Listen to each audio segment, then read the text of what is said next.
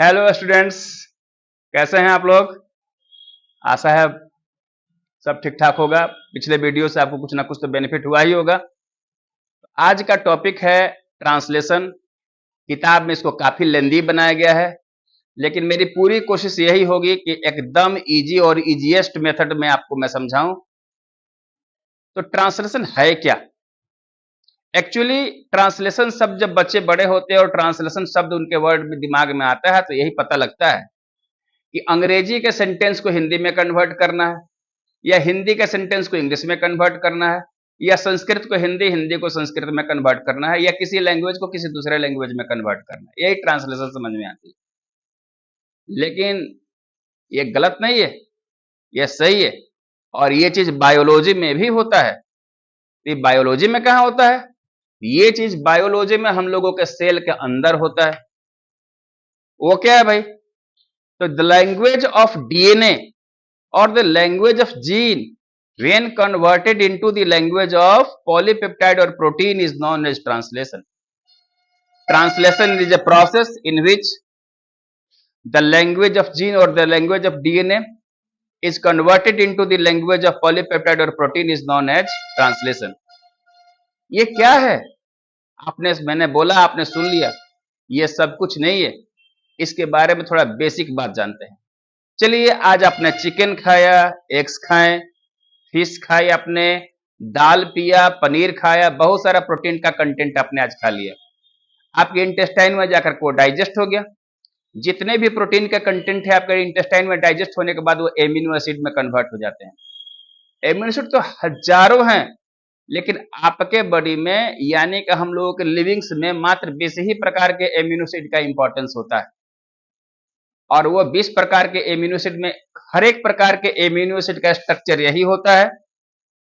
C R1H C double bond OH NH2, माने इधर में NH2 यानी एमिनो ग्रुप, इधर में कार्बोक्सिलिक ग्रुप काफी इंपॉर्टेंट होता है। इसमें R1 R2 R3 ऐसा ग्रुप होता है जो हर एमिनो एसिड को एक दूसरे से अलग रखता है।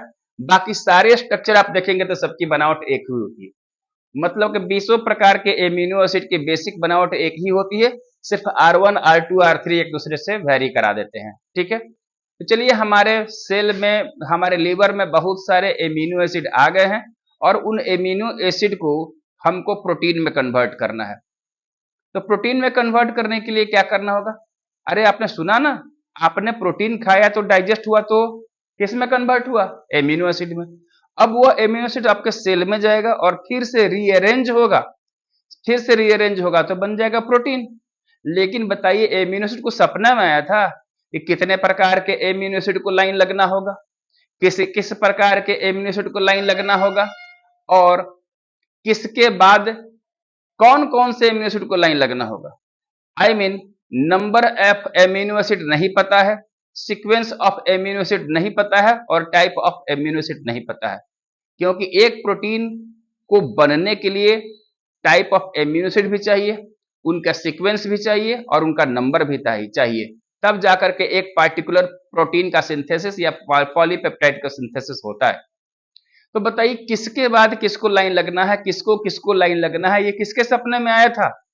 हाँ, ये सपने में है, एक इंफॉर्मेशन है, कहीं ये इंफॉर्मेशन स्टोर्ड है। और वो कहां स्टोर्ड है? तो वो है आपके सेल के अंदर, डीएनए के अंदर, जीन में।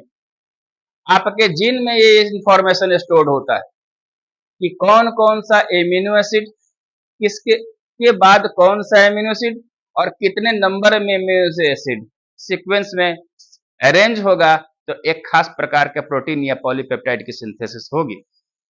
इसके लिए आपको पहले मैं बताया जा चुका हूं कि जीन से मैसेंजर आरएनए बनता है through the process of transcription, और यह मैसेंजर आरएनए न्यूक्लियस के अंदर बनता है।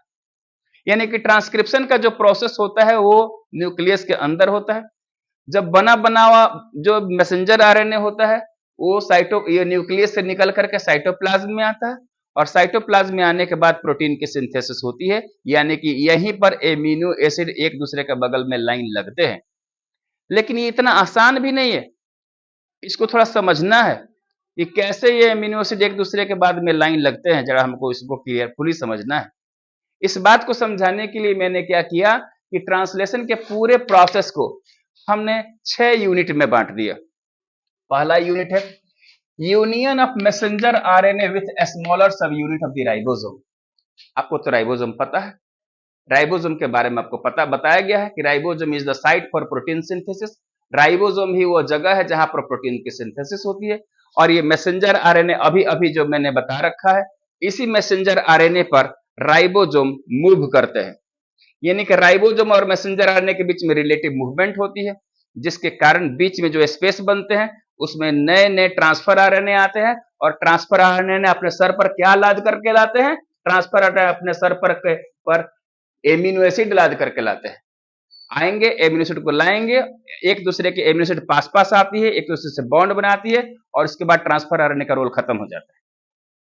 मैंने आपको कुछ और भी बातें बताई थी कि एमिनो एसिड 20 ही प्रकार के होते हैं, लेकिन उनको कैरी करके लाने वाले ट्रांसफर आरएनए की संख्या 61 प्रकार की होती है, 61 प्रकार की होती है। अगर ये बात ठीक से समझ में नहीं आई हो तो मैं फिर से आपको बता देता हूं। मान लीजिए कि आप एक बालिका है और रक्सौल के कस्तूरबा स्कूल में पढ़ती हैं। छुट्टी हो गई, बताइए आपको बुलाने के लिए कौन आएगा? आपके पापा आ सकते हैं। आप ही को बुलाने के लिए आपके अंकल आ सकते हैं। आप ही को बुलाने के लिए आपके भैया आ सकते हैं। और तो और हंसिएगा मत, आपको बुलाने के लिए आपके जीजाजी भी आ सकते हैं। लेकिन एक बात पक्की है कि आपके पापा जी सिर्फ आपको ही बुला करके ले जाएंगे, आपके भैया सिर्फ आपको ही बुला करके ले जाएंगे, आपके अंकल सिर्फ आपको ही बुला करके ले जाएंगे। आपकी जीजा जी को किसी दूसरे को बुला करके ले जाने का परमिशन नहीं है। जब भी बुला करके ले जाएंगे आप ही को बुला करके ले जाएंगे अपनी बाइक पर। ठीक उसी तरह से 20 प्रकार के एमिनो एसिड को कैरी करने के लिए 61 प्रकार के ट्रांसफर आरएनए होते हैं, और वो ट्रांसफर आरएनए एमिनो एसिड को कैरी करके ले जाते हैं। इससे क्लियर हो गया कि एक एमिनो एसिड को कैरी करने के लिए कई तरह के ट्रांसफर आरएनए मौजूद होते हैं। समझ गए ना आप?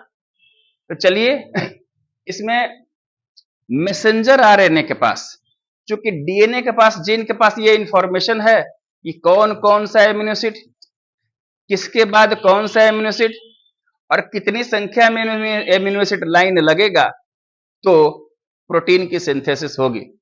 लेकिन जीन तो महान है भाई, वो तो सीधे प्रोटीन सिंथेसिस में भाग लेगा नहीं। तो क्या करेगा? वो सीधे प्रोटीन सिंथेसिस में भाग नहीं लेगा। वो क्या करेगा कि अपना एक मैसेंजर भेजेगा, और उस मैसेंजर का नाम होगा मैसेंजर आरएनए। देखिए मैंने मैसेंजर आरएनए बना रखा 5 प्राइम टू 3 प्राइम। ये मैसेंजर आरएनए न्यूक्लियस से निकल करके साइटोप्लाज्म में आएगा। चलिए साइटोप्लाज्म में ये आ गया है। देखिए मैंने इसको साइटोप्लाज्म में बुला लिया है। Union of this one messenger RNA with smaller सब unit of the ribosome. Ribosome का जो छोटा वाला सब यूनिट होता है, जैसे कि मतलब 70s राइबोसोम है, उसके 2 टुकड़े होते हैं, 50s एंड 40s। उसी तरह से 80s राइबोसोम होते हैं, वो 60s एंड 40s होती हैं। तो जिसको छोटा वाला सब यूनिट होता है उसके साथ मैसेंजर का जुड़ाव होता है। दूसरा होता है activation of each amino acid with ATP and certain enzyme. ये क्या हुआ भाई? एमिनो एसिड आपके सेल में है, वो सब इनएक्टिव फॉर्म में है।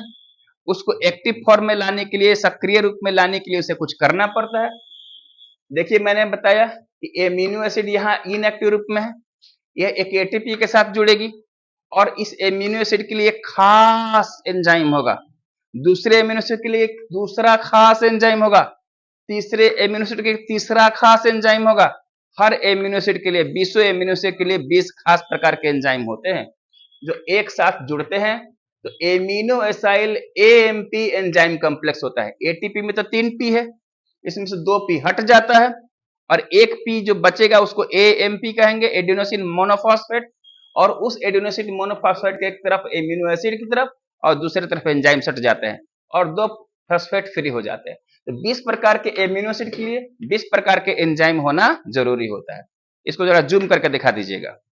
20 प्रकार के एमिनो एसिड के लिए 20 प्रकार के एंजाइम का होना जरूरी होता है।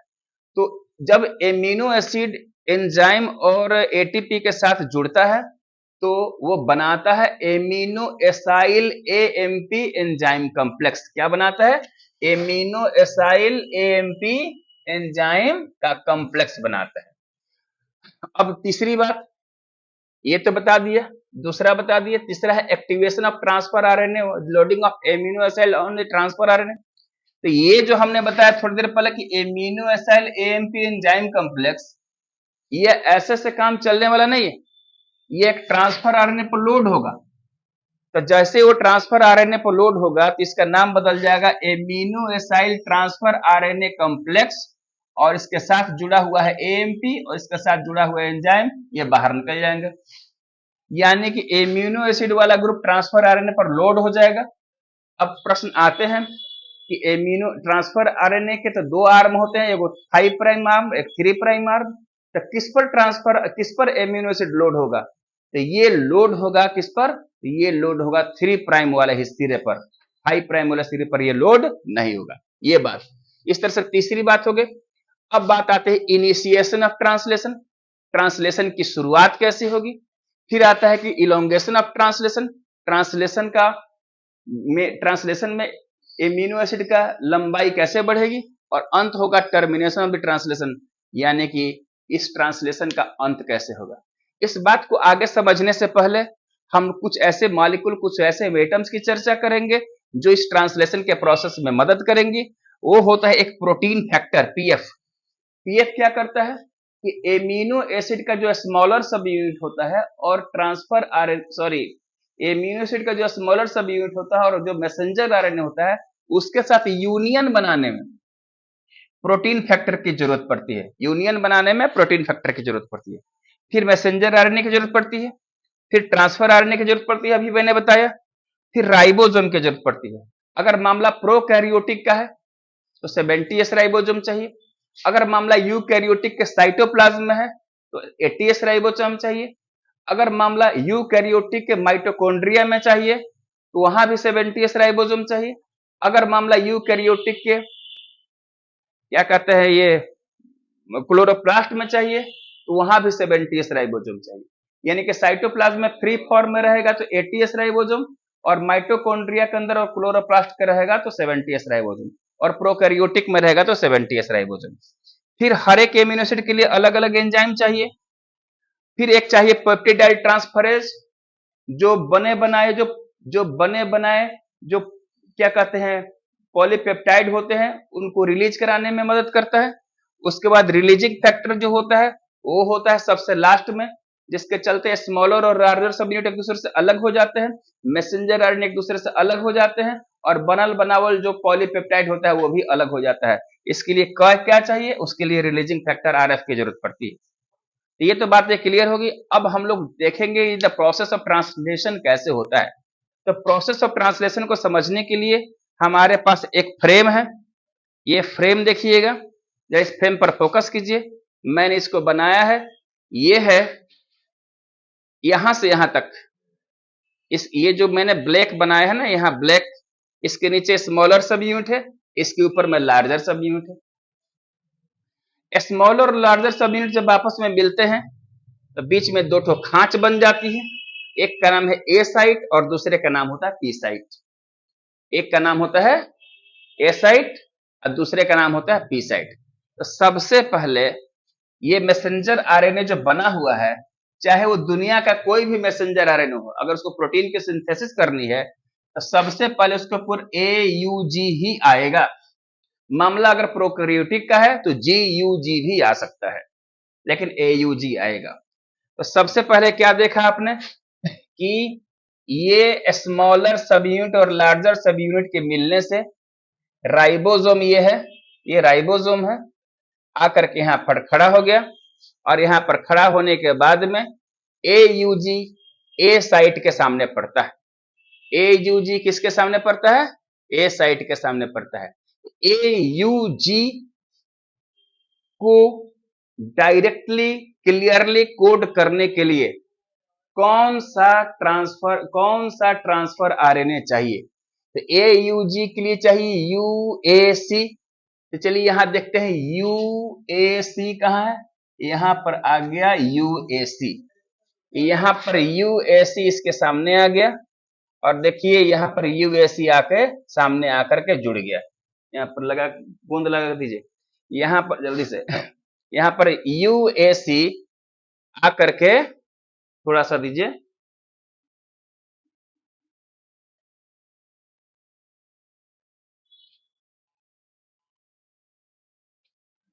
देखिए यूएसी इसके सामने आ गया और इसके बहाने मेथियोनिन भी कैरी करके आ गया, मेथियोनिन भी कैरी करके आ गया। ये लीजिए ना,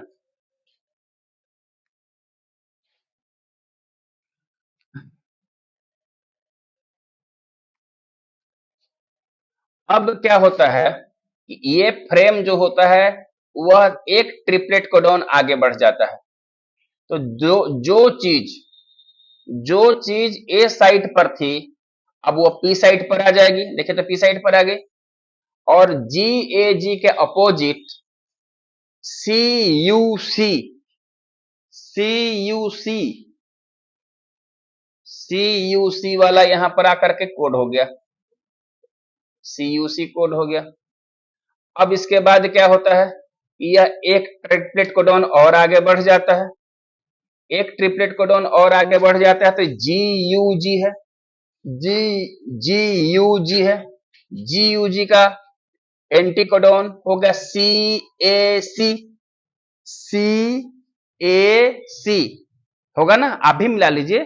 जी यू जी का एंटी कोडॉन क्या हो गया, सी ए सी, आकर के इसके सामने कोड कर जाएगा।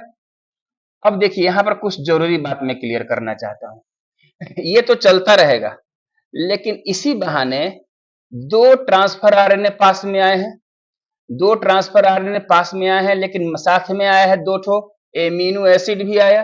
तो दोनों एमिनो एसिड के लिए जरा मार्कर दीजिएगा हमको, दोनों एमिनो एसिड के बीच में एक बॉन्ड बन जाएगी और उस बॉन्ड का नाम होगा पेप्टाइड बॉन्ड। कौन सा बॉन्ड होगा, पेप्टाइड बॉन्ड। पहले ये बॉन्ड क्यों नहीं बनती थी, इसलिए कि क्योंकि यह दो एमिनो एसिड एक दूसरे के करीब नहीं आते थे, लेकिन इस ट्रांसफर आरएनए के द्वारा दो एमिनो एसिड एक दूसरे के करीब आ गए। फिर ये क्या करते हैं कि एक कोडॉन और आगे बढ़ती है ट्रिपलेट, लेकिन इसमें भी दो एमिनो एसिड पास पास आने के चलते इसके बीच में एक बॉन्ड बन जाता है जिसका नाम होता है पेप्टाइड बॉन्ड। और आप देखेंगे कि इसको ये पहुंचाने के बाद ये ट्रांसफर आरएनए का रोल खत्म हो गया और ये ट्रांसफर आरएनए दूसरे एमिनो एसिड को बुलाने चला जाता है। ये ट्रांसफर आरएनए इसको छोड़ देता है और दूसरे एमिनो एसिड को बुलाने चला जाता है। फिर यहां पर देखिए यू यू यू है, यू यू यू का अपोजिट ए ए ए होना चाहिए, ए ए ए।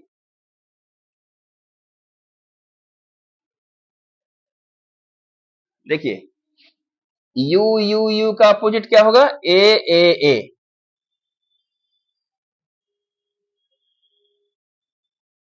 आ गया ए ए ए, ए ए आ गया तो इसके बाद इसके पहले वाले एमिनो एसिड के साथ इसका एक पेप्टाइड बॉन्ड बन जाएगा और ये फिर आगे बढ़ जाएगा। इसमें पहले से बना हुआ ट्रांसफर आरएनए का रोल खत्म हो गया, ये दूसरे एमिनो एसिड को बुलाने चला जाएगा। फिर देखिए U U A, U U A का अपोजिट क्या होगा, ए ए यू। ए ए यू जो होगा वो यहां आ जाएगा, ए ए यू यहां आ जाएगा, आ गया यहां पर यू यू ए का opposite A A you pass में आ जाएगा। अब दोनों एमिनो एसिड को पास में आने का अवसर मिला जिसके चलते फिर पेप्टाइड बॉन्ड बन गया, ये एक स्टेप और आगे बढ़ गया और पहले से बना हुआ ट्रांसफर आरएनए दूर चला गया, किसको बुलाने, किसी दूसरे एमिनो एसिड को बुलाने चला गया। फिर क्या होता है कि सी जी सी दिखाई दे रहा है अगले ट्रिपलेट कोडॉन पर, यानी कि ए बार बार ए साइट आगे बढ़ जा रहा है और उस पर नया वाला ट्रांसफर आरएनए आ जाता है। देखिए हर बार नया वाला ट्रांसफर आरएनए आ जाता है किस पर, ए साइट पर आ गया। सी जी सी का ट्रिपलेट एंटीकोडोन जी सी जी था वो यहां पर सामने आ गया, आने के बाद में दोनों के बीच में पेप्टाइड बॉन्ड बन जाती है। पेप्टाइड बॉन्ड बनने के बाद में पहले वाले का ट्रांसफर आरएनए किसी दूसरे एमिनो एसिड को बुलाने चला जाता है। फिर ये यहाँ आता है, अब आता है यूएसी। आपको पता है यूएए, यूएजी और यूजीए, ये तीनों ऐसे होते हैं जो किसी भी ट्रांसफर आरएनए को अट्रैक्ट नहीं करते, जो किसी भी ट्रांसफर आरएनए को अट्रैक्ट नहीं करते हैं, इसलिए इनको नॉनसेंस कोडॉन कहते हैं या टर्मिनेशन कोडॉन कहते हैं। अब यहां तक आने के बाद में होगा क्या कि ये ट्रांसफर आरएनए का रोल खत्म हो गया, ये भी चला गया किसी और को बुलाने। और यहाँ पर आता है आरएफ। आरएफ का मतलब होता है रिलीजिंग फैक्टर। आरएफ का क्या मतलब होता है? Releasing factor. रिलीजिंग फैक्टर के आने से क्या होगा? ये दोनों स्मॉलर सब यूनिट और लार्जर सब यूनिट एक दूसरे से दूर हो जाएंगे, टूट करके एक दूसरे से बिखर जाएंगे। और ये जो आपका पॉलीपेप्टाइड बना, वो पॉलीपेप्टाइड की शुरुआत मेथिओनिन से होते हुए आर्जिनिन तक हो गई, और इस तरह से सबसे लास्ट में टर्मिनेशन हो गया। और आप देख रहे हैं कि बना था शुरुआत में जीन, जीन से बना था मैसेंजर आरएनए, और मैसेंजर आरएनए ने ट्रांसफर आरएनए का हेल्प लेते हुए एमिनो एसिड्स का लाइन लगवा दिया।